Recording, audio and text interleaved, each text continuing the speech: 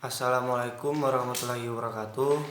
Perkenalkan, nama saya Muhammad Fauzan, NRP 1640101008.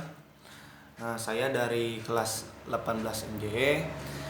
Di sini saya akan menjelaskan hasil dari pemahaman yang saya dapat yang berkaitan dalam materi yang sesuai, yaitu standar kinerja.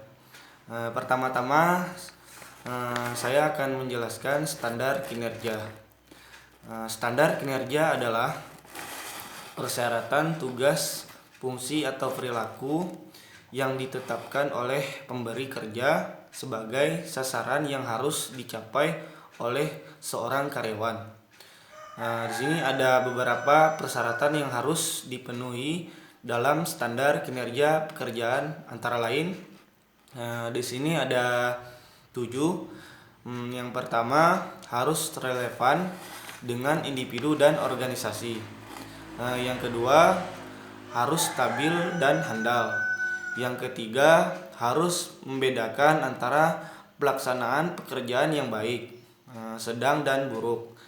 Yang keempat, harus dijabarkan dalam angka. Yang kelima, harus mudah diukur. Yang keenam, harus dipahami oleh karyawan dan penyedia. Yang terakhir, harus memberikan interpretasi yang tidak biasa.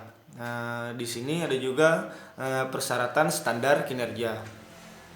Di sini ada 4. Yang pertama, penyedia menjalin kerjasama dari para bawahan dalam menyusun standar kinerja dan prosedur yang perlu diikuti ketika menuliskannya. Yang kedua, setiap bawahan menuliskan standar tentatif untuk setiap aspek pekerjaannya. Yang ketiga, setiap bawahan menemui penyedia guna membahas standar tentatif dan mencapai kesepakatan. Yang terakhir, standar ini digunakan oleh karyawan untuk menelusuri seberapa baik pekerjaannya. Di sini saya akan menjelaskan review standar kinerja. Contoh pada jabatan teknologi officer, perusahaan IT level supervisor. Fungsi utama teknologi officer adalah membawahi tim terkait pembuatan, implementasi dan pemeliharaan produk yang dibuat perusahaan. Contohnya misalnya aplikasi userware, web. Karena berada di level supervisor, maka perusahaan menjalankan fungsi perencanaan, pengendalian ataupun mengawasi pekerjaan tugas bawahannya. Tugas yang pertama, mengelola tim kerja di bawahnya. Maka KPI-nya bawahannya mengerjakan tugas secara deadline atau penyelesaian dengan tim dalam kurun waktu 1 bulan. Evaluasi kerjanya adalah mengecek atau melihat apakah tercapai deadline kerja selama 1 bulan tersebut. Yang kedua, menjadi delegasi atau perwakilan perusahaan. Dalam hal ini berhubungan dengan pihak eksternal dan investor. Maka KPI-nya akan dilihat dari kesesuaian produk yang dihasilkan perusahaan. Apakah produk tersebut sesuai dengan permintaan klien? Evaluasi kerjanya adalah mengelek implementasi software atau web. Yang ketiga, menguasai teknologi strategi.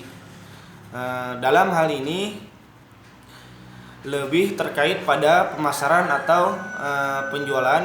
Karena terkait pemasaran atau menjual produk, maka KPI-nya adalah adanya penambahan proyek atau SPK. Cara mengevaluasinya adalah dapat dilihat dari jumlah SPK yang dibuat atau adanya penambahan 3 proyek baru.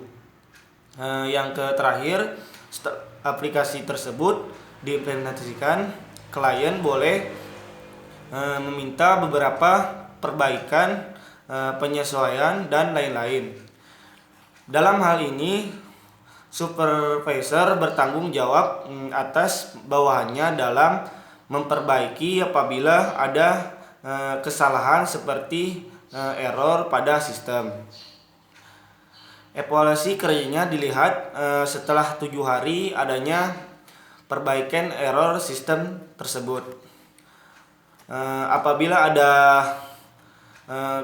komplain, maka harus diperbaiki dalam waktu 2 jam. Jadi intinya adalah setiap jabatan atau profesi seseorang memiliki standar kinerja yang berbeda, beda sesuai ketentuan yang telah ditetapkan oleh perusahaan mereka sendiri. Baiklah, hanya itu yang bisa saya sampaikan. Kurang lebihnya mohon maaf. Assalamualaikum warahmatullahi wabarakatuh.